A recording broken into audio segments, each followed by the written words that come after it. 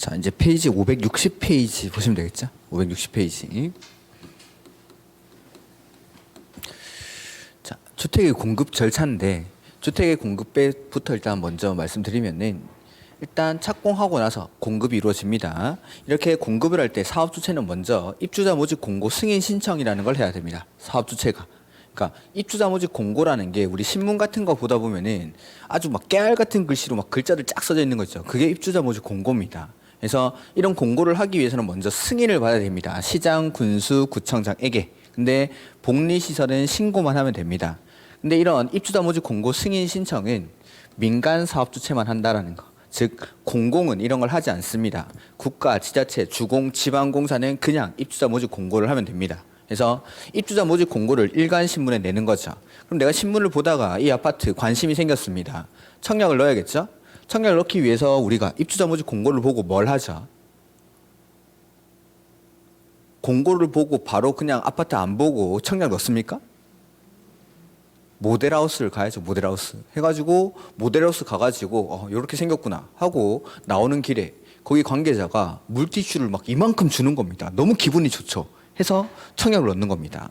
그리고 당첨이 되면 계약을 하게 되는 거죠. 이제 분양가의 약 한 10% 정도를 내고 요거 청약을 하게 됩니다. 계약을 하게 됩니다. 자, 계약을 하는 단계에서도 아직 공사는 완료되기 전이겠죠. 그러면은 이제 공사가 완료될 때까지 이제 뭐 해야 되죠? 공사가 완료될 때까지 뭐 해야 됩니까? 그렇죠. 열심히 일해가지고 막 중도금을 쇠가 빠지게 넣는 거죠. 이렇게 열심히 막 허리띠를 쫄라매가지고 돈을 모아서 중도금을 계속 넣다 보면은 공사가 완료가 되겠죠. 그러면 이제 사업계획 승인을 받아서 지어진 아파트들은 일단 사업 주체 명의로 보존 등기를 합니다. 신축 아파트를 분양받는다라고 해서 내 명의로 바로 보존 등기를 하는 게 아닙니다. 그래서 사업 주체 명의로 보존 등기를 하고 입주자 명의로 이전 등기를 받아오는 겁니다. 그래서 사업 주체가 보존 등기를 하고 나서 우리한테 소유권 이전 등기 신청 가능일이라는 걸 통보를 해줍니다. 그때가 언제냐면 사업 주체가 우리에게 말하는 입주 가능일을 말합니다. 입주 가능일. 이러한 절차로 이제 공급이 이루어진다라는 거. 이렇게 이때 이 입주자 모집 공고에 보면은 입주자 모집 공고에 보면 신문에 이 주택이 만약에 분양가 상한제 적용 주택이다라고 하면 이 지역이 이 아파트가 분양가 상한제 적용 지역이다라는 사실을 표시를 해야 됩니다. 그래서 여기가 분양가 상한제 적용 대상이다라고 하면은 분양가 상한제 적용 대상이라는 걸 표시를 하고 이 분양가 상한제 적용 주택은 분양 가격을 공시하도록 되어 있습니다. 분양 가격이 이러한 요소로 구성이 돼서 분양가가 이렇게 책정이 됐다라는 걸. 두 번째, 이 주택이 투기 과열지구 안에 있다라면 투기 과열지구라는 사실을 표시를 해야 됩니다.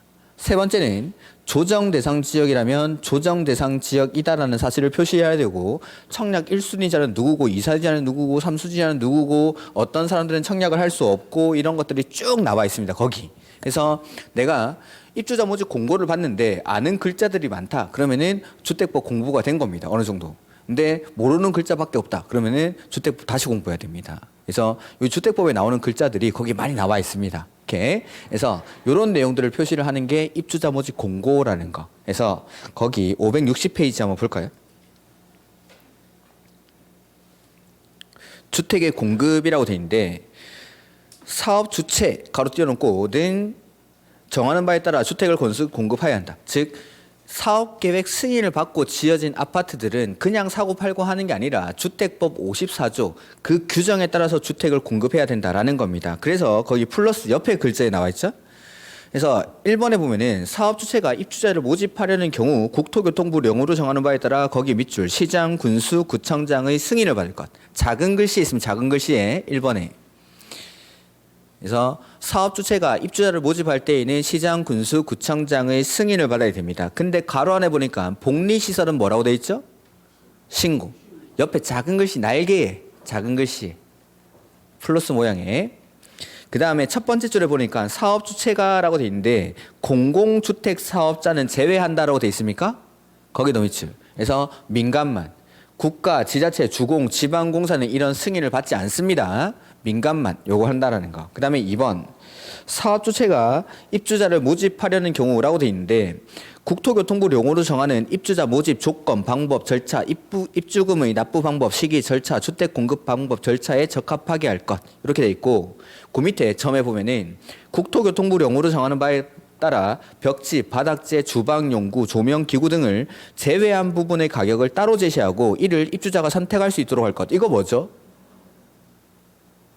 이게 옵션입니다. 옵션. 예전에는 분양가에다가 뭐 식기, 건조기, 세탁기, 오븐 이런 거 다 넣어가지고 분양가를 뻥튀기 하는 거죠. 이걸 방지하기 위해서 꼭 필요한 것들, 바닥재, 조명 요구 이런 것들 빼고 나머지 부분은 입주자들이 선택할 수 있도록 하는 겁니다. 이렇게. 그다음 다시 넘어오셔가지고 본문으로 가로 1번에 하나, 둘, 셋, 네 번째 줄 이 경우라고 돼 있죠. 가로 1번에 이 경우. 네 번째 줄 저 끝에 이 경우 국가유공자, 보훈 대상자, 장애인, 철거주택의 소유자 그 밖에 국토교통부 용어로 정하는 대상자에게는 국토교통부 용어로 정하는 바에 따라 입주자 조건을 등을 달리 정해서 별도로 공급할 수 있다. 이거 우리 뭐라 부르죠? 이게 바로 특별공급입니다. 특별공급. 제일 대표적인 게 신혼부부 특별공급. 우리 특공이라고 하는 거. 특공. 그래서 신혼부부 특공이라든지 탈북민들 보면은 대부분 아파트에 살고 있죠. 이걸로 받는 겁니다. 그분들한테 아파트 줘야죠. 그래서 이런 것들을 특별 공급 조건을 별도로 해서 따로 공급을 하는 겁니다. 이게 그 다음에 공급받는 자의 자격 뭐 이런 거 됐고 견본주택 서류의 제출이라고 했죠. 가로 3번에 사업주체가 시장군수 구청장의 승인을 받으려는 경우에는 세 번째 줄에 건설하는 견본주택에 사용되는 마감자재의 규격, 성능 및 재질을 적은 목록표 이걸 마감자재 목록표라고 합니다. 와 견본주택 각실 내부를 촬영한 영상물 등을 제작해서 승인권자에게 제출해야 한다. 자 아까 말씀드렸지만 선분양을 하게 되면 모델하우스의 모습이랑 실제 입주했을 때 차이 나는 경우가 되게 많더라는 거죠. 이런 분쟁을 방지하기 위해서 마감자재 목록표랑 견본주택 각실 내부를 촬영한 영상물 등을 제작해서 여기 시장 군수 구청장한테 제출하라 그 말입니다. 그리고 가로 4번에 정보의 제공이라고 돼 있죠. 사업주체는 주택 공급 계약을 체결할 때 입주자에게 다음의 자료 또는 정보를 제공해야 한다. 해서 1번에 보니까 마감자재 목록표 이걸 제출해야 됩니다.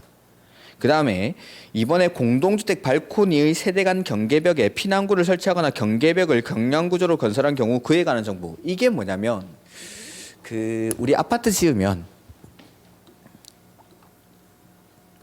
이렇게 1라인, 2라인이 있겠죠? 뭐 101호, 102호, 201호, 202호 이렇게. 그러면은 우리 발코니에 나가 보면은 1라인과 2라인 사이에 벽이 있겠죠? 요걸 경량구조의 경계벽이나 연결문 같은 걸 설치했을 때는 그걸 알려주라는 겁니다. 요 발코니에 나가 보면 벽이 있는데 이게 대부분이 그 발로 차면 부셔집니다. 이거 왜 이렇게 하죠? 불났을 때 입구 쪽에 불나면은 나가지 못하니까 이쪽으로 도망가라는 겁니다. 이런 걸 설치했을 때는 이걸 알려줘야 됩니다. 그래야 세게 안 치겠죠. 그래서 보통은 요 앞에다가 붙박이장 같은 거 설치해 놓죠. 치지 말라고. 이렇게 이런 것들 알려주라 이 말입니다. 이렇게. 그 다음에 가로 5번에 동그라미 1번만 좀 보도록 하자. 1번, 2번 정도 보면은 시장군수구청장은 마감자재 목록표와 영상물 등을 거기 밑줄 사용 검사가 있은 날부터 2년 동그라미 보관 밑줄. 그러니까 공사 다 끝나고 나서 2년 동안 보관을 하라 이 말입니다. 분쟁에 대비하기 위한 거니까. 사용 검사가 있은 날이니까 공사 끝나고 나서. 이렇게. 그다음에 동그라미 2번 보면은 사업 주체가 마감자재 생산업체의 부도 등으로 인한 제품의 품귀 등 부득이한 사유로 인해서 사업계획 승인 또는 마감자재 목록표의 마감자재와 다르게 마감자재를 시공 설치하는 경우입니다. 자, 견본주택에 설치한 마감자재를 생산하는 업체가 부도가 나는 거죠. 그러면 그런 제조를 쓸 수가 없겠죠? 이럴 때는 더 좋은 거 해줘야 될까요? 더 안 좋은 거 해줘야 될까요? 네, 같은 질 이상 밑줄. 이걸 또 이하 이렇게 바꿔내죠.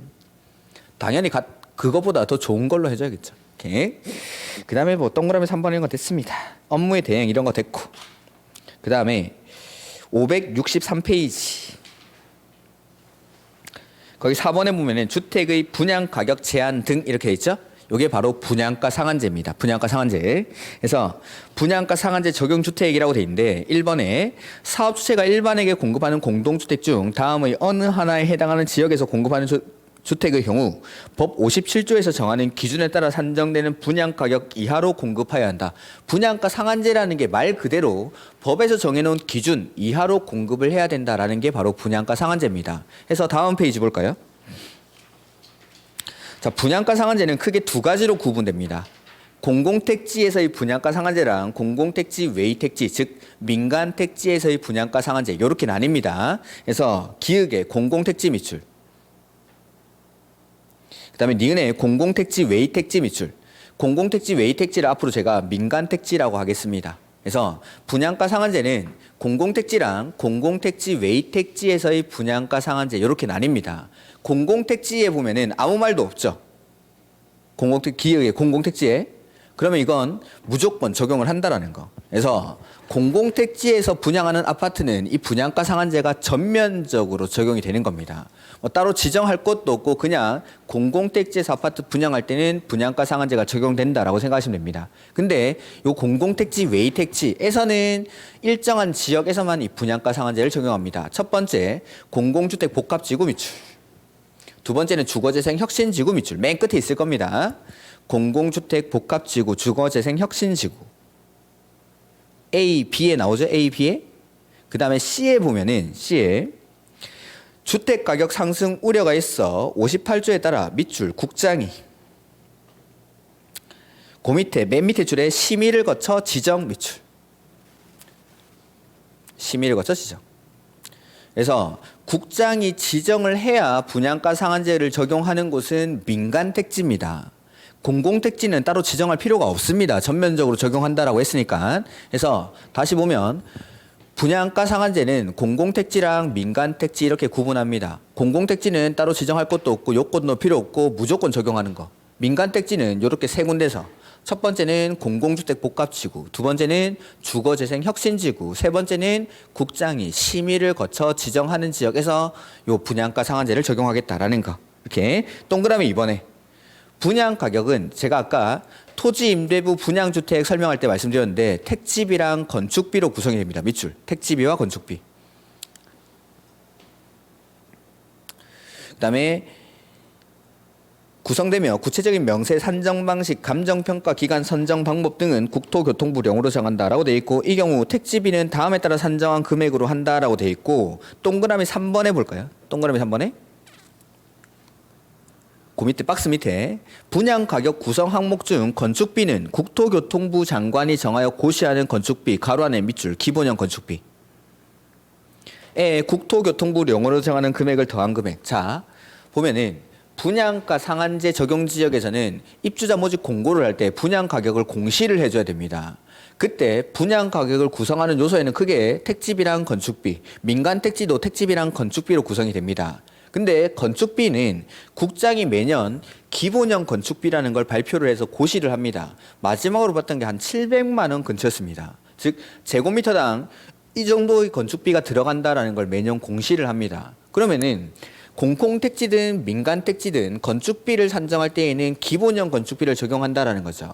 이건 똑같으니까 문제될 게 없습니다. 근데 문제가 되는 건 택지비입니다. 택지비. 그래서 위에 박스에 보면은 기역에 공공택지 미출하시고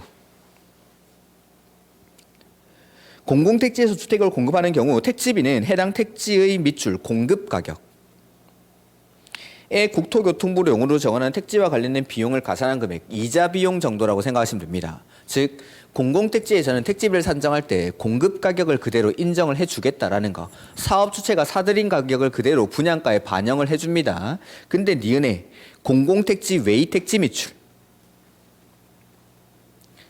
에서는 두 번째 줄에 감정평가한 가액 미출, 즉 민간택지에서는 감정가를 택지비로 인정을 해주겠다라는 겁니다. 그러면 사업 주체 입장에서는 나는 실제로 감정가보다 더 비싸게 매입했을 수도 있겠죠. 그걸 다 인정을 안 해준다라는 겁니다. 분양가 상한제 적용 지역에서는. 그러면 사업 주체는 수익성이 떨어질 수 있겠습니까? 그러면 사업 주체는 아파트 지을까요? 안 지을까요? 안 짓죠. 그러니까 작년이었나? 민간택지에 분양가 상한제를 도입을 하죠. 민간택지에 분양가 상한제가 적용이 되면은 택지비를 감정가밖에 인정을 안 해주니까 사업주체 입장에서는 사업성이 떨어지는 겁니다. 그러면 아파트를 안 짓겠죠. 공급이 위축될 우려가 있다라는 거. 공급이 위축이 되게 되면 가격은 올라갈까요? 떨어질까요? 이건 학개론 시간에 배우겠죠? 공급이 줄어들면 가격은 올라간다. 그래서 민간 택지에서 분양가 상한제가 적용될 경우 공급 위축으로 인해서 가격이 상승할 우려가 있다라는 게 이것 때문입니다. 이렇게 수익성이 떨어지니까. 물론 예외적으로 매입 가격을 인정해 주는 경우가 있긴 있습니다. 그 밑에 있죠. 이런 것들은 다음에 보면 됩니다. 그래서 다시 한번 보면은 자, 분양가 상한제 적용 지역에서는 법에서 정하는 기준에 따라 정한 분양 가격 이하로 공급을 해야 됩니다. 이렇게 분양 가격을 구성하는 요소에는 크게 택지비와 건축비로 구성이 된다는 거. 택지비랑 건축비로. 자, 건축비는 둘 다 기본형 건축비가 적용되기 때문에 별 문제가 될 게 없다. 근데 택지비가 문제인데 공공택지에서는 이 공급 가격을 그대로 인정을 해줍니다. 근데 민간 택지는 원칙 뭐만? 감정가. 이것 때문에 문제가 되는 거예요. 이것 때문에. 이렇게. 그 다음에 뭐 동그라미 4번 이런 것들 됐고, 그 다음에 거주 의무라고 돼 있는데 이거 먼저 보는 게 아니라 그게 564페이지. 우리 보던 페이지 564페이지 옆에 보면은 작은 글씨 보입니까? 핵심에 이걸 왜 이렇게 작은 글씨로 써놨는지 모르겠는데 이 중요한 겁니다. 이건 시험에 엄청 나오는 겁니다. 분양가 상한제 제외 대상이라고 돼 있죠. 얘네들은 분양가 상한제를 적용하지 않겠다라는 겁니다. 요거 1번부터 3번까지는 원래 있던 거고 4번부터 6번까지는 올해 초에 새로 생긴 겁니다. 그래서 여러분들이 만약에 기출문제를 보신다면 1번부터 3번까지밖에 안 나와 있을 겁니다. 근데 이거는 뭐 전통적으로 워낙에 시험에 많이 나오는 거니까 4번, 5번, 6번도 다 기억을 할 건데 오늘은 1번부터 3번까지만 보도록 하죠. 첫 번째, 도생. 도시형 생활주택은 분양가 상한제를 적용하지 않습니다. 도시형 생활주택. 두 번째는 경제 자유구역 미출. 경제 자유구역에서 외자 유치와 관련이 있다고 심의 의결해서 분양가 상한제를 적용하지 않기로 한 주택은 적용하지 않습니다. 세 번째는 관광특구 미출. 관광특구에서 층수가 50층 이상이거나 또는입니다. 또는 하나만 충족하면 됩니다. 높이가 150m 이상인 공동주택. 요거는 분양가 상한제를 적용하지 않습니다. 여기 시험에 상당히 많이 나옵니다. 분양가 상한제를 적용하지 않는 거. 첫 번째 도생, 두 번째는 경제 자유구역, 세 번째는 관광특구에서 층수가 50층 이상이거나 높이가 150m 이상인 공동주택. 이런 것들은 분양가 상한제를 적용하지 않는다라는 거. 요거. 그다음에 4번, 5번, 6번은 다음에 보도록 하겠습니다. 이렇게. 그래서 이런 것들 분양가 상한제 적용하지 않는 거. 분양가 상한제 나오면 거의 따라 나오는 게 요 세 가지였습니다. 이렇게. 그다음에 그 565페이지 가로 2번 볼까요?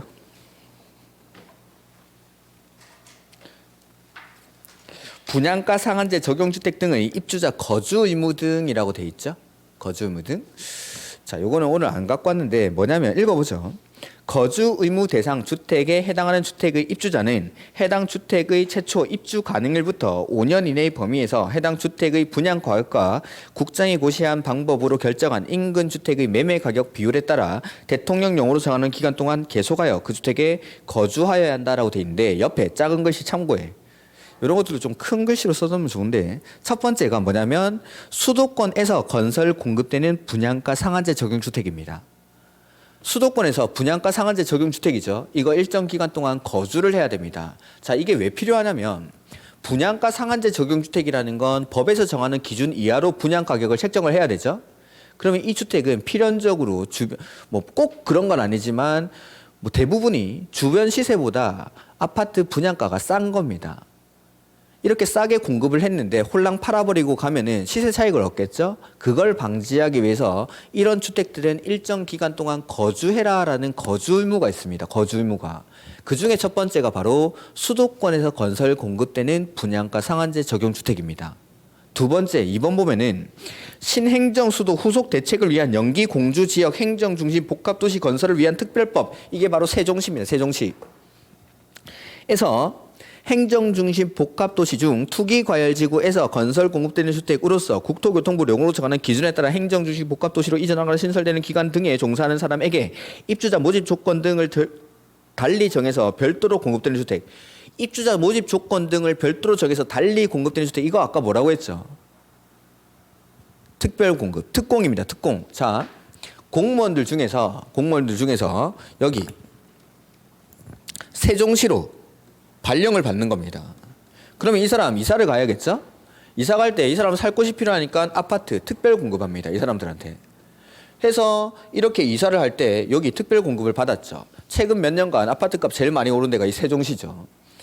근데 이 사람이 또 다른 데로 이직을 하거나 아니면은 관두는 겁니다.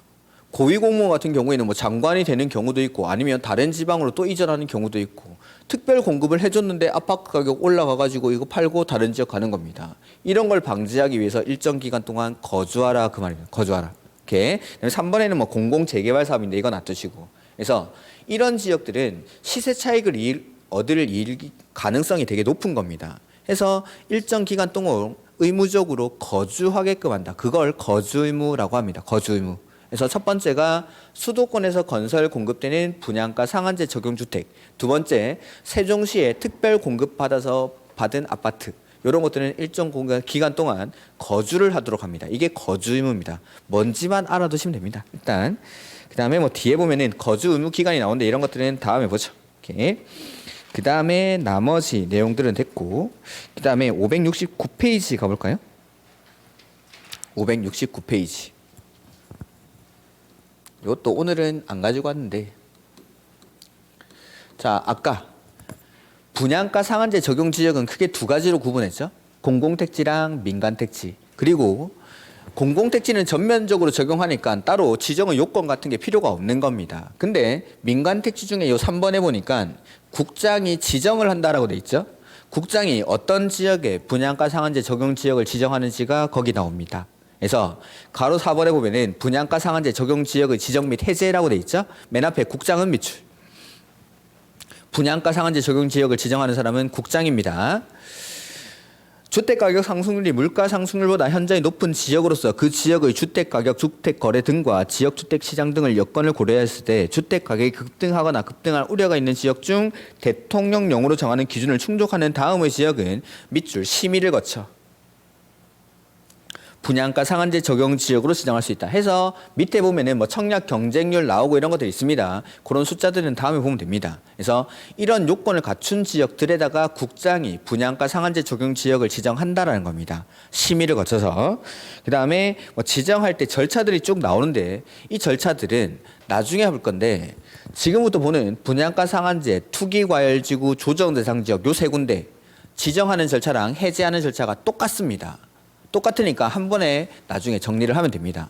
그래서 분양가 상한제, 투기과열지구, 조정대상지역은 지정하는 사람들이 좀 달라질 뿐이지 지정하는 절차는 똑같다라는 거. 해제하는 것도.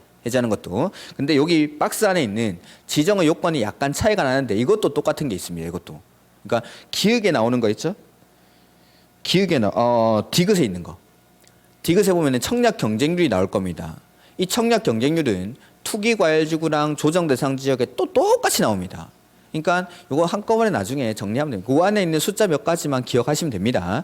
그래서 이렇게 국장이 지정을 한다라는 거. 그 다음에 570페이지 한번 보죠. 공급질서 유지라고 돼 있죠. 자, 이건 뭐냐면 자 주택은 이러한 절차에 따라서 공급을 하는데 이 공급질서를 교란하는 행위가 있습니다. 이 공급질서 교란하는 행위에는 첫 번째, 사업 주체가 이 공급질서를 교란하는 행위가 있고 일반 국민이 공급질서를 교란하는 행위가 있습니다. 그 중에 우리 책의 1번에 보면은 공급질서 교란 행위 금지라고 돼 있죠. 그래서 가로 1번에 제한 행위에서 맨 앞에 누구든지라고 돼 있습니까? 자, 이거는 일반 국민이 이 공급질서를 교란하는 행위입니다. 자, 어떤 증서나 지위는 이걸 가지고 있으면 주택을 공급받을 수 있는 증서나 지위가 있습니다. 이걸 함부로 사고 팔고 하는 행위를 처벌하는 것. 이걸 공급질서 교란 행위라고 합니다. 그래서 저기 저 뒤에 있을 것 같은데. 요거. 그래서 누구든지라고 되어 있죠. 거기 누구든지 이 법에 따라 건설 공급되는 주택을 공급받거나 공급받게 하기 위해서 다음의 어느 하나에 해당하는 증서 또는 지위를 양도, 양수 또는 가로 띄워놓고 이를 알선하거나 내지는 광고하여서는 아니되며라고 되어 있죠. 양도 양수하면 안 되고 알선하면 안 되고 광고하는 것도 안 됩니다. 누구든지 거짓 그 밖에 부정한 방법으로 이 법에 따라 건설 공급되는 증서나 지위 또는 주택을 공급받거나 공급받게 하여서는 아니 된다라는 거. 해서 양도 양수가 금지되는 증서나 지위가 옆에 페이지에 나옵니다. 옆에 페이지에. 첫 번째, 주택을 공급받을 수 있는 지위라고 돼 있는데 이건 뭐냐면 여기 칠판 보시면은 지역 직장 주택 조합원의 지위입니다. 제가 아까 안 읽고 넘어왔었는데 지역 주택 조합이나 직장 주택 조합 조합원의 지위 원칙적으로 교체하거나 신규로 가입하게 하는 게 안 된다라고 했습니다. 이거 사고 팔고 하는 게 금지가 됩니다. 이거. 근데 뭐 예외적으로 허용하는 경우가 있지만 원칙은 금지. 이거 사고 팔고 하면 처벌하겠다라는 거. 양도 양수하는 거 안 되고 알선하는 거 안 되고 광고하는 것도 안 됩니다. 이렇게. 두 번째는 입주자 저축 증서. 이거 뭐죠? 두 개 써놨네. 입주자 저축 증서. 청약 통장. 청약 통장 사고 팔고 하는 거 처벌하겠다라는 겁니다. 그 청약 통장 중에 청약만 넣으면 무조건 당첨되는 그런 통장 있죠. 신혼부부인데 애가 셋이 딸린 겁니다. 그리고 부모님까지 부양하고 있는 거죠. 이건 너무 100%입니다. 이런 건. 그런 것들을 사고 팔고 하는 거 처벌합니다. 세 번째, 주택 상환사채라는 게 있습니다. 이거 채권입니다.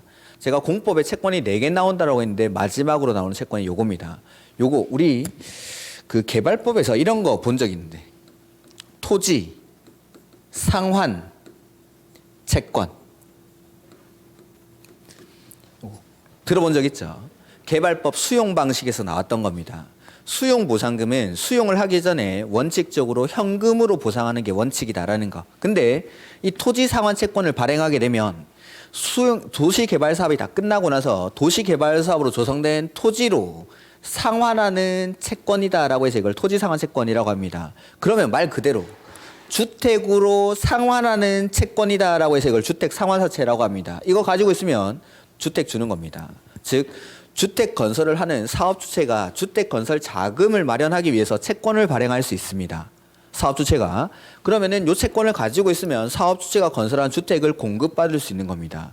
이걸 사고 팔고 하는 걸 처벌하겠다라는 겁니다. 이걸. 이렇게. 그다음에 네 번째 보면은 동그라미 4번의 기획에 시장 군수 구청장이 발행한 무허가 건물 확인서, 건물 철거 예정 증명서, 건물 철거 확인서라고 돼 있죠. 그다음에 니은의 이주 대책 대상자 확인서. 이게 뭐냐면 우리가 밖에 나가면 딱지라고 부르는 겁니다. 딱지. 그 뭐지? 견본주택, 모델하우스 옆에 보면은 떴다방 차려가지고 이런 것들 거래하죠. 이것도 역시 가지고 있으면 주택을 공급받을 수 있습니다. 이렇게 이런 증서들 양도 양수하면 안 됩니다. 여기. 그래서 양도 양수가 안 되고 이 양도 양수를 할 목적으로 광고하는 것도 안 되고 이걸 알선하는 것도 안 된다라는 겁니다. 안 된다. 하여서는 아니 된다. 이렇게. 근데 여기서 제외되는 게 거기 양도 양수 뒤에 보면은 가로 안에 매매 증여 그 밖에 권리 변동을 수반하는 모든 행위를 포함하는 데 밑줄 하죠. 상속이나 저당은 제외한다. 하나 둘 셋. 세 번째 줄에 맨 끝에 있죠.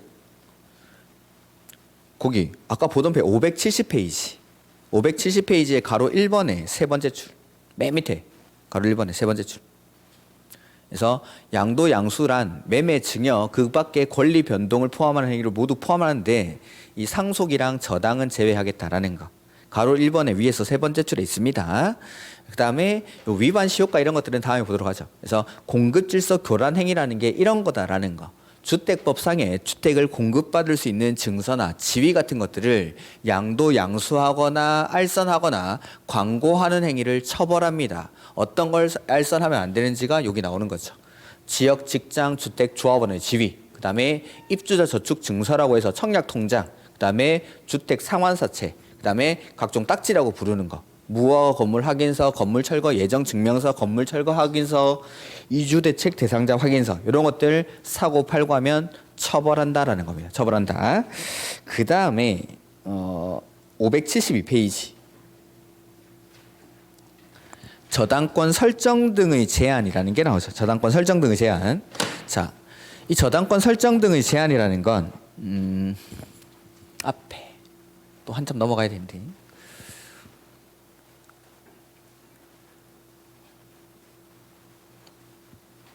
여기서 자 방금 본 건 일반 국민이 공급 질서를 교란하는 행위입니다. 근데 지금 요거 나오는 저당권 설정 등의 제한은 사업 주체가 이 질서를 교란하는 행위를 금지하겠다라는 겁니다. 해서 보면은 맨 앞에 사업 주체는 이라고 돼 있죠? 밑줄 사업 주체는. 사업 주체는 주택 건설 사업에 의해서 건설된 주택 및 대지에 대해서는 자 파란색 글자에 밑줄하면 되는 겁니다. 입주자 모집 공고 승인 신청일 이후부터 입주 예정자가 그 주택 및 대지의 소유권 이전 등기를 신청할 수 있는 날 이후 60일까지의 기간 동안 그 파란색 글자에 쭉 밑줄 해보죠. 이렇게 글자만 봐가지고는 이게 언제부터 언제까지인지를 알 수가 없습니다. 입주자 모집 공고 승인 신청일 이후부터 소유권 이전 등기 신청 가능일 이후 60일까지가 언제냐면 여기 입주자 모집 공고 승인 신청일 이후부터 그 다음에 여기 소유권 이전 등기 신청 가능일 이후 며칠까지였죠? 60일까지의 기간 동안 요때부터 요때까지입니다. 이렇게 보니까 이제 수월한데 이 글자로 봐가지고는 이걸 알 수가 없죠. 그래서 요때 사업 주체가 입주자를 모집하려고 할 때에는 시장, 군수, 구청장에게 입주자 모집 공고 승인 신청이라는 걸 해야 된다라고 했죠. 요때부터 여기 입주자 모집 공고 소유권 이전 등기 신청 가능일 이후 60일까지의 기간 동안 즉 공사하는 기간 동안입니다. 공사하는 동안에는 주택 건설 대지나 주택에 대한 소유권이 사업 주체에게 있습니다. 사업 주체에게 있는데 이 사람이 함부로 입주자의 지위를 불안정하게 하는 거 그런 걸 하면 안 된다라는 겁니다. 그래서 자, 요 기간 동안입니다. 요 기간 동안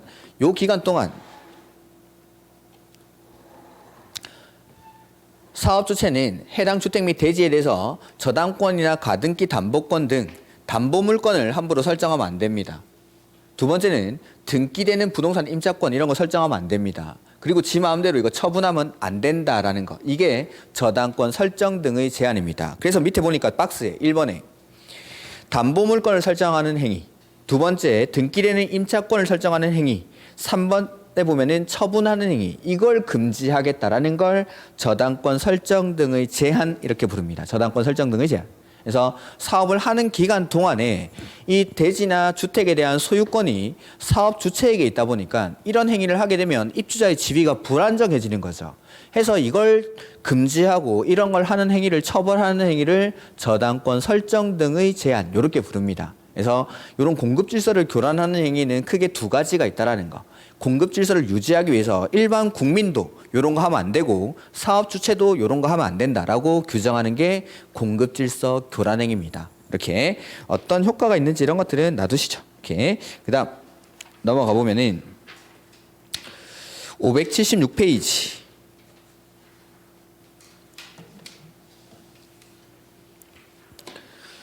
(576페이지에) 보면은 3번에 사용 검사 후 매도 청구라는 게 나오죠. 이건 제가 오늘 안 들고 왔는데 여기 최근 시험에 좀 나왔습니다. 좀 나온 거라서 제가 설명만 좀 드리겠습니다.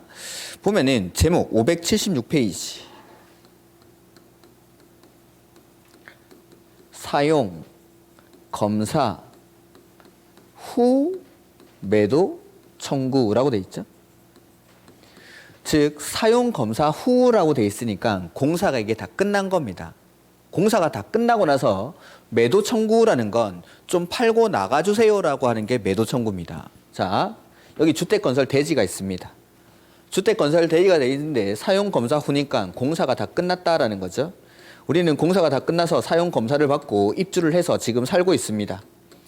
근데 나중에 앞에서 사업 계획 승인을 받으려면 이 주택 건설 대지에 대한 소유권을 싹 다 확보를 해야겠죠. 사업 계획 승인에 대한 소유권을 확보를 하고 공사에 착수를 해야 되는데 이 사업 주체가 이 소유권을 확보하는 과정에서 등기부를 떼보다 보니까 소유자 중에서 소재 확인이 안 되는 사람이 있습니다. 소재 확인이 어디 사는지도 모르겠고 주소도 안 적혀 있고 소재가 불명인 거죠. 이런 사람들이 토지에 대해서는 감정가 같은 걸 공탁을 해놓고 그냥 사업을 하면 됩니다. 이렇게 소재가 확인이 안 돼서 감정가를 공탁하고 사업을 했는데 죽은 줄 알았던 사람이 갑자기 돌아온 거죠. 살아 돌아왔습니다. 갑이라는 사람이. 그리고 이 사람이 돌아와가지고 소유권을 회복하기 위해서 이전 등기 말소 청구 소송 같은 걸 제기를 해서 이 갑이 승소를 합니다. 그러면 갑이 이 토지에 대한 소유권을 회복하겠죠? 그러면 이 입주자들은 지금 자기들 토지에 살고 있는 게 아니라 갑의 토지 위에 살고 있는 겁니다. 그래서 입주자들이 제발 팔고 좀 나가주세요라고 하는 게 사용검사 후 매도 청구입니다. 이게 별로 중요한 것도 아니고 뭐 내용도 별로 없는데 최근 시험에서 좀 많이 나왔습니다. 30회라고 써져 있는데 그전에도 또 나왔습니다. 최근 5년간 한 2번 정도 출제가 됐던 건데 거기 숫자들 파란색 글자들이 나오는 숫자들 몇 개 기억하면 됩니다. 뭐 어렵지 않습니다, 이건. 그래서 사용검사 후 매도 청구 이게 뭔지만 보시면 됩니다. 사용검사 후니까 공사 끝나고 나서 소유권을 회복한 토지 소유자한테 좀 팔고 나가주세요라고 하는 게 사용검사 후 매도 청구입니다. 이렇게. 그 다음에 576페이지 밑에 투기과열지구랑 조정대상지역 이거 보죠. 그 주택 시장이라든지 주택 정책에 따라서 시험 출제 가능성이 있는 문제가 달라지는 부분이 가장 영향을 많이 받는 게 지금 보시는 이 공급 부분입니다. 공급 부분. 자, 이 투기 과열 지구라는 제도가 왜 탄생하게 되는지부터 말씀을 드리겠습니다. 투기 과열 지구. 이게 2000년대 초반, 2002년인가 그때 만들어지는 제도입니다. 90년대 후반부터 2000년대 초반까지 주택 가격이 폭등을 합니다. 주택 가격이 폭등을 하게 되는데 이 주택 가격이 폭등하는 원인을 찾다가 이게 분양권 전매라는 결론을 내리는 겁니다. 분양권 전매. 자, 분양권 전매가 어떻게 이루어지는지 한번 보죠.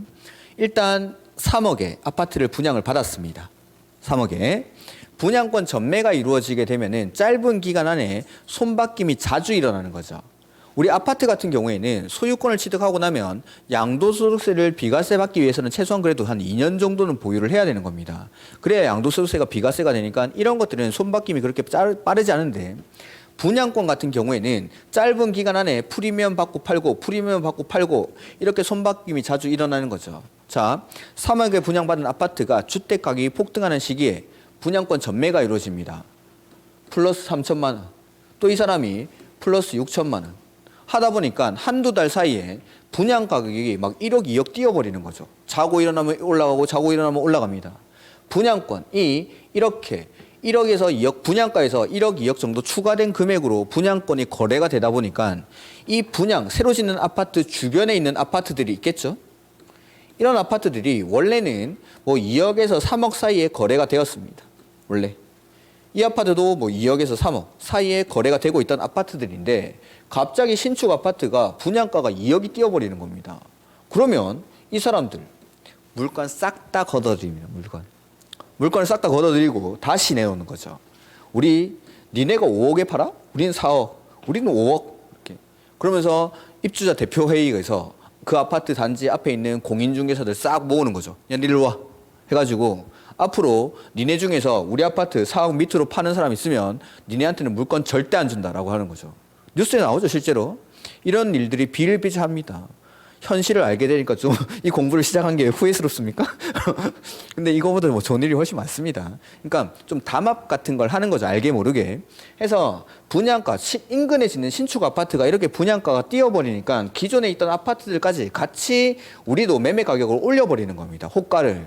그러면서 이런 분양권 전매가 이루어지다 보니까 짧은 기간 안에 분양권 가격이 폭등을 하다 보니까 기존에 있던 아파트 가격까지 호가가 올라가면서 이렇게 주택 가격을 올려버리는 겁니다. 이걸 막아야겠다라고 하는 거죠. 그래서 이게 원인이다라고 생각해서 그걸 주도하는 게 강남 3구라고 생각하는 강남 3구. 해서 입법자들이 강남 3구에서 분양권 전매를 막아야겠다라고 생각을 하고 법을 만드는 겁니다. 근데 강남 3구에서 분양권 전매를 제한하겠다 이런 법은 만들면 안 됩니다. 법을 만들 때는 특정인이나 특정 지역을 대상으로 하는 법은 만들 수가 없습니다. 그래서 투기, 과열, 지구라는 제도를 만들게 됩니다. 이 제도를 만들고 강남 3구를 투기 과열지구로 지정을 하는 거죠. 해서 투기 과열지구로 지정된 지역에서는 각종 규제들이 따라붙죠. 대표적인 게 전매 제한입니다. 이 투기 과열지구로 지정된 지역에서는 일정 기간 동안 주택을 전매를 할 수가 없습니다. 이렇게 지정을 하고 나서 2008년인가 금융위기가 오죠. 그때 싹 해제를 합니다. 2011년까지 걸쳐가지고. 그러면 2011년부터 한동안 투기 과열지구로 지정된 지역이 없었습니다. 그동안은 우리 시험에서 공인중개사 시험에서 투기 과열지구가 나온 적도 없습니다. 그래서 예전에는 이거 강의도 안 했습니다. 투기 과열지구를. 지정된 곳이 없으니까. 그러다가 2017년? 파리 부동산 대책으로 다시 투기과열지구를 지정하는 거죠. 문재인 정부 때 주택가격이 폭등하는 시기에 그때 2017년도에 김현미 장관이었나? 그분이 파리 부동산 대책으로 투기과열지구를 다시 지정하고 그 이후로 계속 지정을 확대했습니다. 그러다가 최근에는 지금 어떻게 하고 있죠? 이거 투기과열지구랑 조정대상지역 해제하고 있죠? 그러면 출제 가능성은 조금 떨어졌다라고 보셔도 무방합니다. 지금 계속 해제하는 분위기니까. 이런 역사를 가지고 있는 게 바로 투기과열지구입니다. 그러니까 투기과열지구는 첫 번째는 강남 3구의 분양권 전매를 막기 위해서 도입을 했던 제도입니다. 그러다가 이제 점점 시행을 확대를 했고 지방까지도 그러다 한동안 해제를 했다가 다시 2017년도에 지정을 했다가 지금은 해제를 하는 추세입니다. 해제하는 추세. 그래서 투기과열지구의 지정 요건인데 뭐 밑에 책을 한번 볼까요? 아까 분양가 상한제 이건 누가 지정했었죠? 국장이. 근데 투기과열지구는 국장이나 시도지사 밑줄.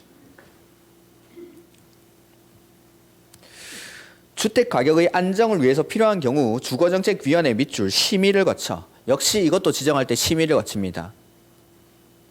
일정한 지역을 투기과열지구로 지정하거나 이를 해제할 수 있다라고 해서 옆에 페이지 이 경우 투기과열지구는 지정 목적을 달성할 수 있는 최소한의 범위에서 지정을 합니다. 시, 군, 구, 읍, 면, 동 단위로 거기 밑줄할까요?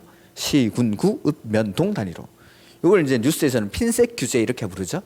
이렇게 주변 지역 같은 구라도 여기는 뭐 오르는데 여기는 떨어지고 있는 지역이 있을 수 있는 겁니다. 그래서 이걸 쪼개가지고 시, 군, 구, 읍, 면, 동 단위로 이렇게 지정을 할 수 있다라는 거. 이렇게. 그다음에 동그라미 2번에 보면은 투기과열지구는 해당 지역의 주택가격 상승률이 물가 상승률보다 현저히 높은 지역으로서 그 지역의 청약 경쟁률 등을 고려해서 주택에 대한 투기가 성행하고 있거나 성행할 우려가 있는 지역 중 대통령령으로 정하는 기준을 충족하는 곳이어야 한다라고 해서 이런 지역에다가 지정을 합니다. 최근 시험에 나왔던 게 요겁니다. 요 박스. 요 박스 안에 있는 숫자에다가 가로 비워놓고 알맞는 숫자 넣는 거 그게 시험 문제였습니다. 근데 그런 문제들은 지금 이제 나올 가능성이 그렇게 많지 않다라는 거. 해제하고 있으니까 굳이 이걸 낼 필요가 없겠죠. 그래서 거기 보면 청약 경쟁률이 또 5대1, 10대1 아까 분양가 상한제에 있던 겁니다.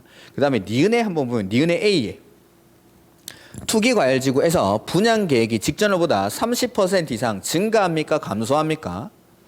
감소. 즉 감소했다라는 건 공급이 위축되고 있는 거죠. 공급이 줄어드니까 가격이 올라갈 우려가 있다라는 겁니다. 투기가 성행할 우려가 있는 거죠. 최근에는 앞에 있는 이런 30%, 20% 이런 숫자를 바꾸는 게 아니라 뒤에 증가, 감소 아니면은 뭐 강화, 완화 이런 걸 많이 바꿔내고 있습니다. 요새 추세입니다, 그게. 그러니까 숫자를 제가 많이 보지 마시라는 게 숫자 그렇게 막 바꿔내고 이런 게 좋은 문제가 아닌 거죠. 박사님들이 막 대학교 교수님들이 문제를 내는데 30%를 20%로 바꾸고 10%를 20%로 바꿔가지고 틀렸다 이렇게 내는 겁니다. 그러면 그분들이 항상 뭐 부동산 학회 이런 데 출석을 하시겠죠? 그러면은 그 학회에 교수님들이 모여 있는데 야 이번에 공인중개사 시험 누가 냈어? 다 아는 겁니다. 다 아는데 야 그 뒤에서 막 욕하는 거죠. 야 쟤는 맨날 20%를 10%로 바꿔내는 애야 막 이러면서 얼마나 부끄럽겠습니까 교수님들이. 제가 이건 교수님들 사이에서는 되게 부끄러운 일입니다. 부끄러운 일. 숫자 막 바꿔내고 아무 의미도 없는 숫자를. 그러면은 이런 숫자를 바꿔내는 건 의미가 별로 없다라는 겁니다. 해제 사유 같은 거 빼고. 뭐 얼마가 지나야 해제된다, 실효된다 이런 것들은 의미를 가지는 숫자니까 그런 것들은 시험에 출제를 합니다. 근데 박사님들이 내는데 이런 걸 막 10%, 20%로 바꿔내고 이런 거 내면은 부끄러운 일이기 때문에 그분들도 이런 건 지양하는 거죠. 이렇게. 그래서 최근에는 이런 거 증가, 감소, 강화, 완화 이런 걸 바꿔내는 겁니다. 출제자의 입장에서 생각을 해보시면 당연한 거죠. 박사님들 모여있는데 가가지고 야 이번에 내가 출제했어. 근데 제가 출제했구나 하고 문제를 보니까 맨날 이런 거 10%, 20% 이런 거 바꿔내는 겁니다. 그러면 뒤에서 막 욕하는 거죠. 그래서 출제 안 합니다 이런 거. 그래서 최근에는 증가인지 감소인지 강한지 완한지 이런 걸 좀 더 많이 바꿔내고 있습니다. 물론 숫자가 안 나오는 건 아닙니다. 그래서 이런 것들 뭐 지정 요건 같은 건 다음에 보면 됩니다. 그 다음에 제가 아까 요 동그라미 3번 요거는 안 했었는데 일단 이거 놔두시고 그 다음에 지정의 절차 같은 것들은 다음에 보겠습니다. 그 다음에 가로 2번 볼까요? 조정 대상 지역. 그러니까 조정 대상 지역은 투기 과열지구보다 한 단계 이제 낮은 겁니다. 이게. 그래서 보면은 가로 2번에 동그라미 1번 맨 앞에 누구라고 돼 있죠? 국장. 조정 대상 지역은 국장이 지정합니다. 국장이. 조정 대상 지역은. 그러면 요거 한번 정리해 볼까요? 자, 분양가. 분양가 상한제 적용 지역. 그다음에 투기 과열 지구. 그다음에 조정 대상 지역 해서 분양가 상한제 적용 지역은 민간 택지에서 이거 누가 지정했죠? 국장이. 투기 과열 지구는 누가 지정하죠? 국장이나 시도지사가. 그리고 조정 대상 지역은 누가 지정하죠? 국장. 지금 조정 대상 지역은 국장이. 이 지정권자. 이 사람들이 분양가 상한제, 투기 과열 지구, 조정 대상 지역 지정할 때는 심의를 거쳐서 지정을 하겠다는, 심의를 거쳐서 심의 대상이다라는 겁니다. 그래서 최근 시험 이런 것도 나온 적이 있었는데 다음 중 주거정책위원회 심의 대상에 해당하지 않는 것은 이렇게 나온 겁니다. 이 세 개 지정할 때 심의를 거치는지 그걸 아는지를 물어본 겁니다. 이거 보기에 다 이거 분양가 상한제, 투기 과열 지구, 조정 대상 지역 이런 거 쓰는 거죠. 이렇게 심의 대상인지 아닌지 그것도 물어봤습니다. 이 세 개 지정하는 절차랑 해제하는 절차가 똑같다라는 겁니다. 나중에 이건 정리를 하겠습니다. 그래서 지금은 지정을 누가 하는지만, 그 다음에 보면은 다음의 어느 하나에 해당하는 지역으로서 대통령령으로 정하는 기준을 충족하는 지역을 역시 밑줄 심의를 거쳐 조정 대상 지역으로 지정할 수 있다. 이 경우 조정 대상 지역의 지정 목적을 달성할 수 있는 최소한의 범위에서 역시 또 이것도 시, 군, 구, 읍, 면, 동 단위로 지정을 하되 조정 단위를 조정할 수는 있습니다. 이렇게 해서 옆에 박스에 보면은 기역, 니은 나오는데 이 조정 대상 지역은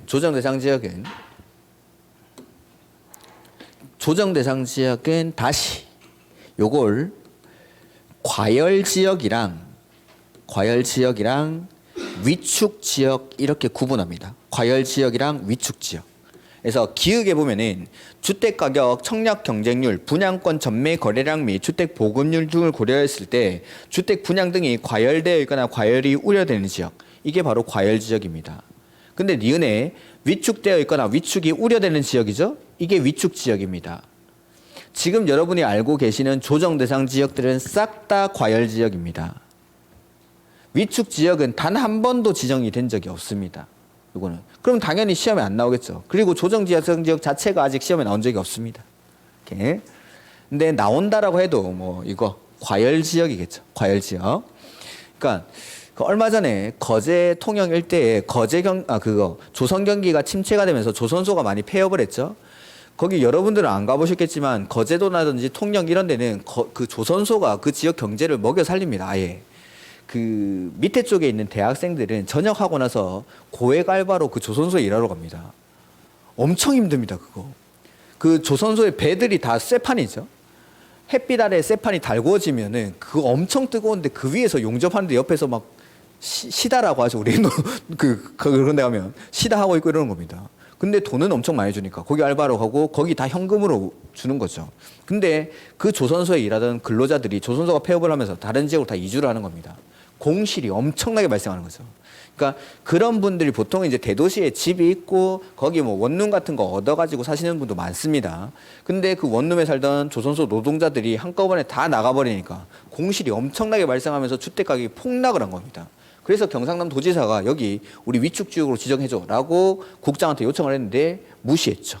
그래서 위축 지역은 아직 지정된 적이 없는데 지금 우리가 알고 있는 조정 대상 지역은 대부분 싹 다 그냥 과열 지역입니다. 과열 지역. 그래서 이것도 지정 요건이 나와 있습니다. 지정 요건은 뭐 여기는 안 나와 있는데 여기 안 나와 있는데 뭐 볼 필요는 없습니다. 그래서 조정 대상 지역은 이런 거다라는 거, 이런 거다. 그 다음에 이제 580페이지. 자, 투기 과열 지구나 조정 대상 지역을 지정하는 목적이 아까 분양권 전매를 막기 위해서였습니다. 주 목적이. 그리고 이런 지역에서는 지금 현재는 뭐 대출 규제 같은 것도 있는데 그건 이제 공법상 규제는 아니니까. 그래서 전매 행위 제한인데 보면 거기 사업 주체가라고 돼 있죠. 580페이지. 사업 주체가 건설 공급하는 주택 가로 띄워놓고 으로써 다음의 어느 하나에 해당하는 경우 10년의 범위에서 대통령령으로 정하는 기간이 지나기 전에는 그 주택을 전매하거나 그걸 알선할 수가 없습니다. 근데 여기 중간에 보니까 가로 안에 상속의 경우는 제외한다라고 돼 있죠. 오고 밑줄. 아까 공급 질서 교란 행위에는 상속이랑 저당을 제외한다라고 했는데 여기는 상속만 제외합니다. 상속만. 그래서 어떤 것들이냐면 여기 투기 과열지구에서 건설 공급되는 주택입니다. 박스 안에 있죠? 그다음에 조정 대상 지역에서 건설 공급되는 주택. 그다음에 분양가 상한제 적용 주택.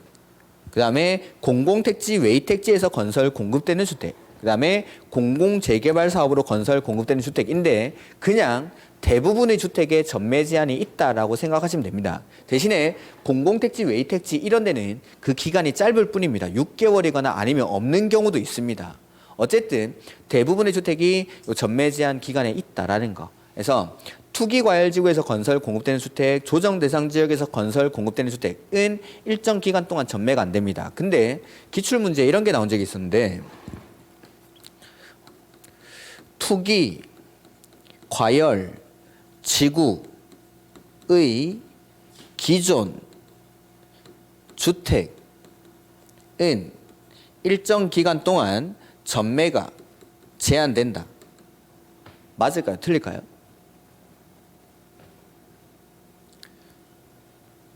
투기과열지구의 기존 주택은 일정 기간 동안 전매할 수 없다. 이게 무슨 말이냐면 자 원희룡 씨가 갑자기 우리 동네를 투기과열지구 이렇게 지정을 합니다. 그리고 나서 앞으로 이 지역에서는 집 사고 팔고 하지 마세요 라고 하는 겁니다. 이거 될까요? 안 될까요? 갑자기 어느 날 갑자기 우리 동네를 투기과열지구로 지정하고 나서 이 동네는 이제 집 사고 팔고 하면 안 됩니다 이런 거 할 수 있을까요? 없을까요? 말도 안 되는 소리죠. 그게 이렇게 해서 이렇게 쏘는 거 이 말이 그 말입니다. 투기과열지구의 기존 주택은 일정 기간 동안 전매할 수 없다. 이거는 이 동네에 앞으로 집 사고 팔고 하지 마세요 그 말이랑 똑같은 말입니다. 말도 안 되는 소리죠. 그러면은 전매 제한이라는 건 뭐냐면 투기과열지구로 지정되고 나서 그 이후에 여기서 건설되거나 공급되는 주택은 일정 기간 동안 전매가 안 된다 그 말입니다. 이게 기존에 있던 주택에다가 적용하는 게 아니라.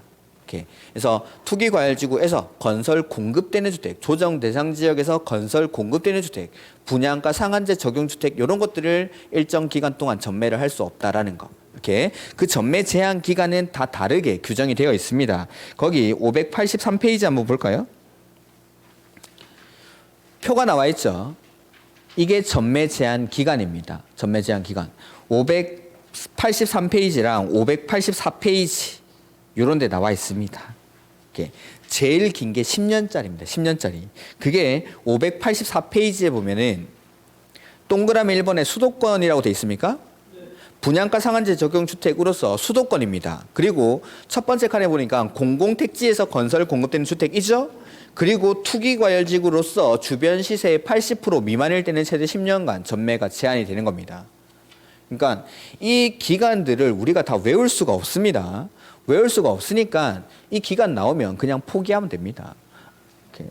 근데 이제 앞에 우리가 이제 업무를 할 때 실무에 나가서는 요 기간들 내가 업무하는 지역이 어떤 지역인지는 요 표에서 찾을 수 있겠죠. 그걸 가지고는 이제 중개할 때 말씀을 드려야겠죠. 이렇게. 근데 시험에서는 이 표를 다 시험에 낼 수가 없습니다. 낼 수가. 각 지역별로 이게 기간이 다르고 여기가 그 조정 대상 지역은 또 1지역, 2지역, 3지역으로 또 구분하고 여러 가지로 구분이 됩니다. 그러니까 이런 기간들은 크게 신경 안 쓰셔도 됩니다. 대신 시험에 나오는 건 뭐냐면 580페이지에 동그라미 2번. 자, 이런 주택들은 일정 기간 동안 전매를 할 수 없다라고 했죠. 근데 전매 제한 기간 아니라도 전매를 할 수 있는 경우가 있습니다. 전매 가능사유. 이게 시험에 나오는 겁니다. 이게. 그래서 이러한 사유에 해당하면 전매를 할 수 있다라는 거. 보면은 동그라미 2번. 동그라미 1 각 주택은 공급받는 자의 생업사의 사정 등으로 전매가 불가피하다고 인정되는 경우로서 다음의 대통령령으로 정하는 경우에는 전매 금지 규정을 적용하지 아니한다라는 거. 즉 옆에 있는 박스에 있는 사유에 해당하면은 요거는 전매할 수 있다라는 겁니다. 요거는. 근데 그냥 전매하는 건 아니고 여기는 안 나와 있는데 주공의 동의를 받아야 전매를 할 수 있습니다. 이 사유에 해당하더라도 주공의 동의를 받아야 전매를 할 수 있습니다. 해서 1번에 거기 581페이지 세대원의 근무 또는 생업사정 사정이나 질병, 치료, 취약, 결혼으로 인해서 세대원 거기 전원 동그라미 전원